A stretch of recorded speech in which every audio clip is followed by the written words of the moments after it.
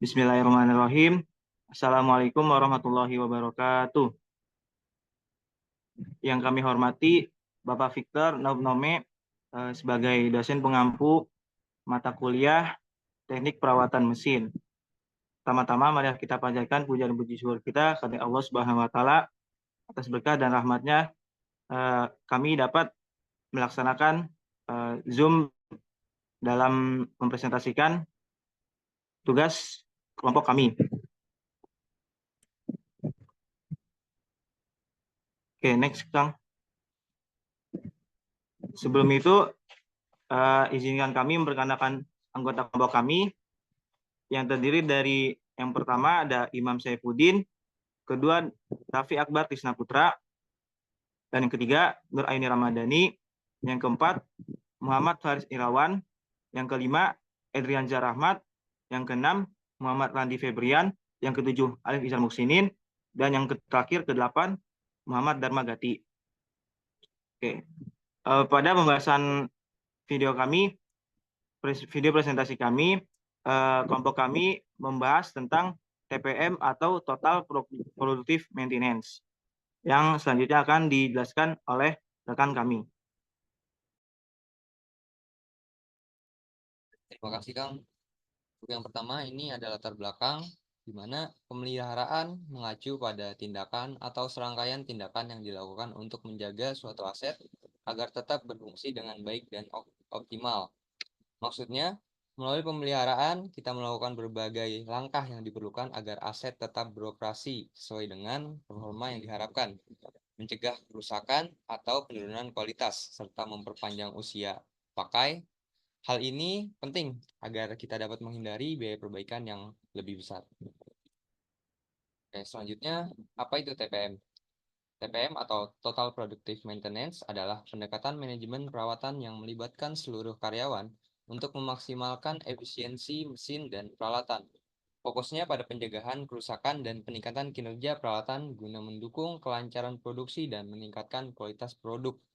Dengan kata lain, TPM adalah strategi di mana semua orang di perusahaan, mulai dari operator hingga manajemen, berperan aktif dalam merawat mesin dan peralatan. Tujuannya adalah untuk mengurangi downtime, mencegah kerusakan tak terduga, serta memastikan produksi berjalan lancar tanpa hambatan, yang pada akhirnya berdampak positif pada kualitas hasil akhir produk. Baik, untuk slide selanjutnya akan dijelaskan oleh rekan kelompok saya. Oke, izin masuk ya. Untuk selanjutnya, ada tahap pemeliharaan. Apa sih pemeliharaan yang akan dilakukan? Nah, pertama, kemudahan fasilitas untuk dilakukan perawatan. Nah, setelah melakukan pemeliharaan, pasti akan terjadinya kemudahan fasilitas. Nah, selanjutnya, isolasi dan perbaikan cacat-cacat penyebabnya. Nah, setelah itu kita harus memperbaiki apa saja mesin yang mengalami cacat atau mesin kerusakan. Ketiga, perbaikan dan penggantian sumber cadang. Nah, setelah kita melakukan isolasi atau apapun yang kita tahu penyebabnya, kita akan melakukan perbaikan. Nah, kemungkinan dari beberapa perbaikan mesin yang akan dilakukan, kita juga akan melakukan pergantian dari sumber cadang. Nah, yang keempat yaitu pencegahan kerusakan. Nah, di mana setelah semua mesin-mesin yang kita akan melakukan pemeliharaan, kita juga di sana akan melakukan sebuah pencegahan untuk kerusakan selanjutnya. Nah, yang kelima yaitu maksimalisasi umur, efisiensi, keamanan, dan kehandalan fasilitas. Nah, di sini kenapa kita akan melakukan pemeliharaan? Di sini juga kita akan memaksimalisasi dari umur barang tersebut atau alat tersebut, dan juga akan meningkatkan efisiensi dari pemakaiannya, efisiensi dari alatnya, dan lainnya. Dan juga setelah kita melakukan pemeliharaan ini, kita juga akan meningkatkan keamanan dari semua peralatan yang akan kita lakukan, dan juga kehandalan fasilitas, di mana fasilitas-fasilitas yang akan kita gunakan nantinya, dan akan meningkatkan performa dari fasilitas tersebut. Nah, yang terakhir yaitu kemudahan penyesuaian kebutuhan. Nah, di sini semua yang telah kita lakukan dalam pemeliharaan, pasti kita akan mendapatkan kemudahan untuk melakukan penyesuaian untuk kebutuhan-kebutuhan yang akan kita lakukan. Oke, mungkin selanjutnya. Nah, sebelum kita masuk ke pembahasan yang intinya, kita akan membahas 8 pilar utama dari pemeliharaan PTM ini. Yang pertama yaitu pemeliharaan mandiri, di mana pemeliharaan ini biasanya dilakukan oleh masing-masing pekerja, masing-masing karyawannya. Yang kedua yaitu fokus dalam aktivitas perbaikan mesin, di mana kita akan hanya fokus dalam melakukan perbaikan-perbaikan mesin-mesin yang hanya rusak. Yang ketiga yaitu pendidikan dan pelatihan. Nah, sebelum melakukan setiap industri pasti ada yang namanya pendidikan dan pelatihan untuk melakukan pemeliharaan. Nah, yang keempat yaitu pemeliharaan terencana, di mana pemeliharaan terencana ini biasanya kita akan merencanakan seperti contoh, misalkan per bulan kita akan melakukan pemeliharaan dalam hal mesin-mesin yang akan kita perbaikan. Yang kelima, manajemen mesin dan produk baru, di mana setiap mesin pasti akan mengalami kerusakan dan pergantian diakibatkan usia. Semuanya akan terlaksanakan jika kita melakukan manajemen sebuah mesin untuk pergantian produk baru. Yang keenam, yaitu kegiatan TPM pada bagian non-produksi dan bagian pemeliharaan. Yang ketujuh, yaitu pemeliharaan kualitas, di mana semua mesin-mesin yang kita perbaiki, mesin yang kita melakukan pemeliharaan, itu akan meningkatkan kualitas dari mesin tersebut. Yang kedelapan, yaitu manajemen kesehatan dan keselamatan lingkungan kerja. Di dalam hal industri juga kita akan melakukan pemeliharaan atau manajemen di bidang kesehatan dan sekaligus meningkatkan keselamatan di bidang lingkungan kerja. Oke, mungkin selanjutnya akan dilanjutkan oleh rekan saya.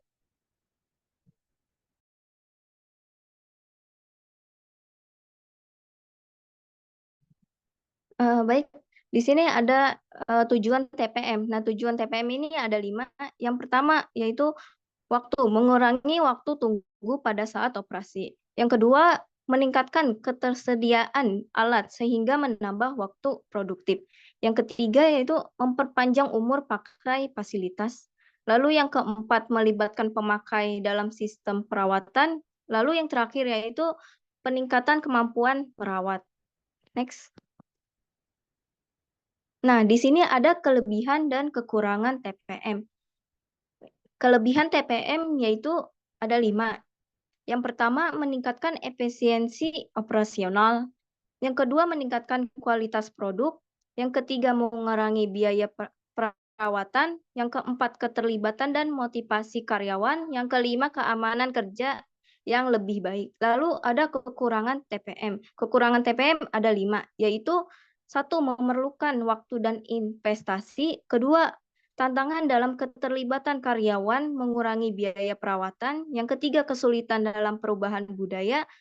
Keempat, kompleksitas implementasi. Yang kelima, potensi gangguan pada produksi. Baik, untuk materi selanjutnya akan dilanjutkan oleh rekan saya. Baik, selanjutnya terdapat 6 kerugian-kerugian yang terdapat pada total productive maintenance. Yang pertama ada breakdown losses. Nah, breakdown losses ini terjadi ketika mesin berhenti beroperasi yang menyebabkan penurunan produktivitas. Itu terjadi pada kerugian waktu. Yang kedua itu terjadi ketika mesin yang beroperasi menghasilkan mutu yang produksi yang cacat, dihasilkan sebelum atau selama kerusakan. Yang kedua itu ada setup and adjustment losses. Nah, setup and adjustment losses itu terjadi ketika mesin yang beroperasi itu sedang dilakukan penyetelan atau penyesuaian mesin, seperti mengganti model, mengganti komponen yang aus, yang dapat menyebabkan waktu produksi berhenti dan penurunan output. Yang ketiga itu ada idling and minor stoppage losses. Nah, idling and minor stoppage losses ini terjadi ketika mesin yang berhenti sejenak atau bekerja di bawah kapasitas optimal karena gangguan kecil ataupun idling. Nah, seperti kemacetan bahan atau kesalahan operator. Yang keempat itu ada reduce speed losses. Terjadi ketika mesin yang beroperasi pada kecepatan yang lebih rendah dari kecepatan optimal yang sudah dirancang, sehingga mengurangi output produksi. Yang kelima ada quality defect and rework losses. Nah, quality defect and rework losses ini terjadi karena produk yang cacat atau tidak memenuhi standar kualitas. Nah, di sini kita harus melakukan pengerjaan ulang atau menyebabkan kerugian materi dan waktu. Yang keenam itu yang terakhir startup losses terjadi karena mesin yang beroperasi baru saja disetel ulang atau penyetelan awal yang dimana kita belum tahu pada awal itu kualitas produk atau kecepatan produksi itu belum optimal. Nah, dari 6 kerugian ini kita dapat mengidentifikasi dan mengurangi kerugian yang dapat meningkatkan efisiensi produksi dan meningkatkan kinerja peralatan. Oke, selanjutnya akan dibahas oleh teman saya.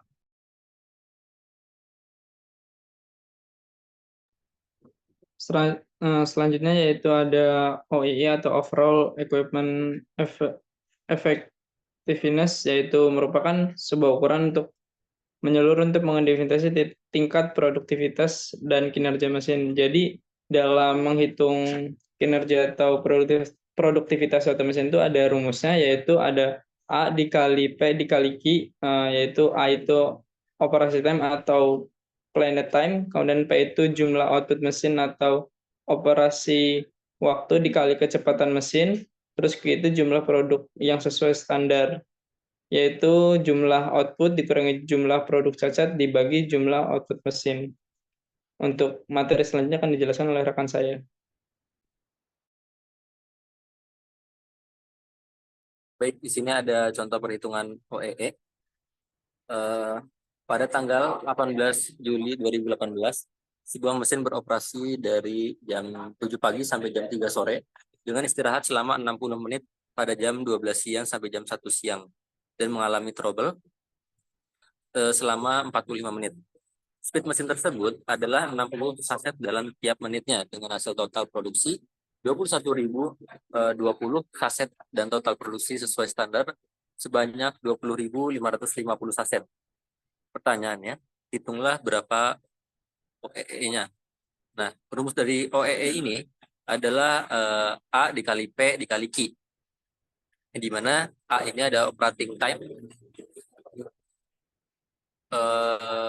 Itu rumusnya planet time dikurang downtime per planet time itu jam kerja dikali 60 dikurang istirahat.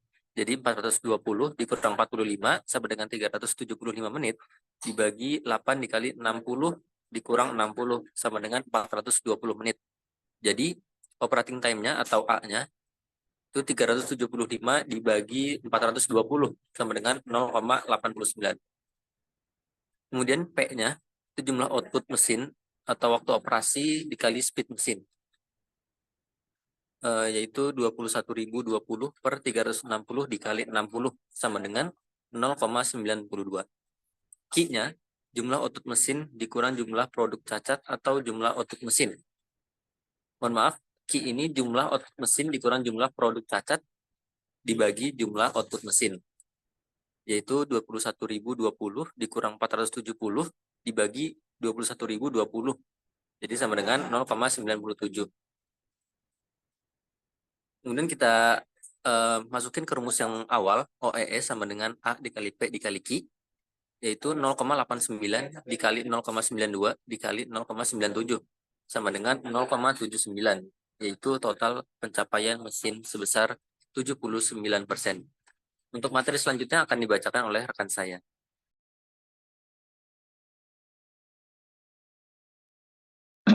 Baik, masuk ke studi kasus pertama, yaitu di PT XYZ adalah salah satu perusahaan gula rafinasi terbesar di Indonesia. Namun produktivitas pabriknya tidak stabil dari tahun 2013 sampai 2017. Yield atau hasil dan keuntungannya itu menurun disebabkan oleh 3 tipe kerugian. Yang pertama ada chemical losses, seperti proses inversi akibat penyimpanan WIP yang terlalu lama. Yang kedua, physical losses, seperti kebocoran material. Yang ketiga, microbiological losses atau akibat kekurangan pembersihan peralatan. Nah, penerapan yang bisa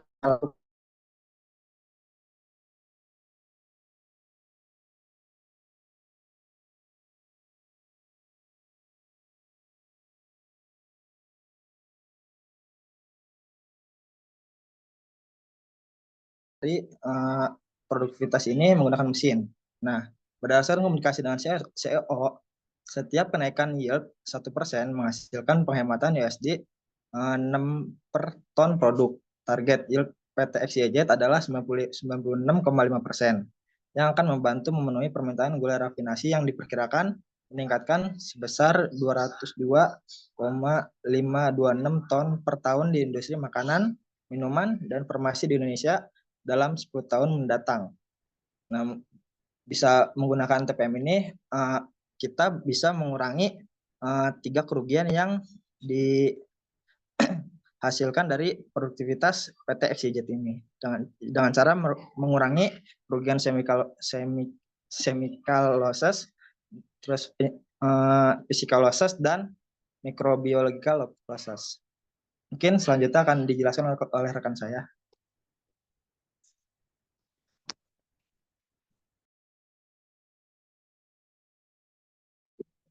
Oke, baik, terima kasih. Selanjutnya akan saya lanjutkan. Contoh studi kasus yang kedua, yaitu ada di PT Sentra mengoperasikan 64 mesin pembuat filter.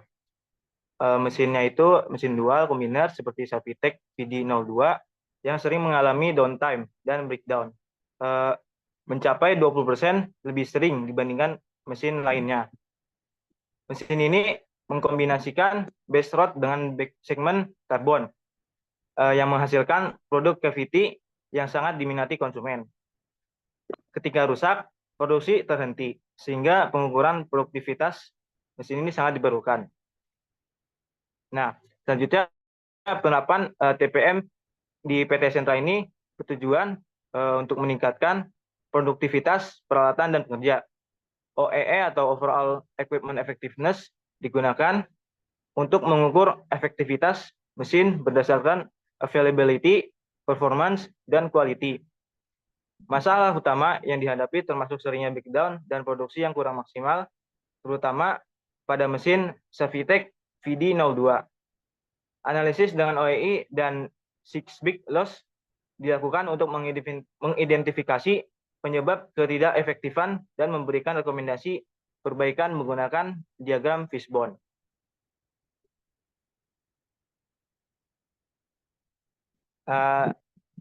Selanjutnya ini ada satu kata untuk TPM, yaitu peningkatan.